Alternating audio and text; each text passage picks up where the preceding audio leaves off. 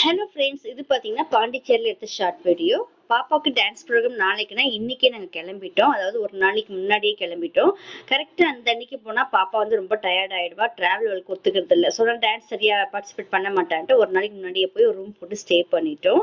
ரூமே கிடைக்கல எங்களுக்கு. பட் எப்படியோ ஏதோ ஒரு 8:30 நைட் 8:30 பக்கமாக ஒரு ரூம் கிடைச்சிது. ஸோ ஓகே, ஒரு நைட் தங்கனா போதும்னான்ட்டு ஸ்டே பண்ணிட்டு அடுத்த நாள் ஒரு 6:30 எழுந்திரிச்சு கிளம்பிட்டோம். 11:30 ப்ரோக்ராம் ஸ்டார்ட் ஆகுது.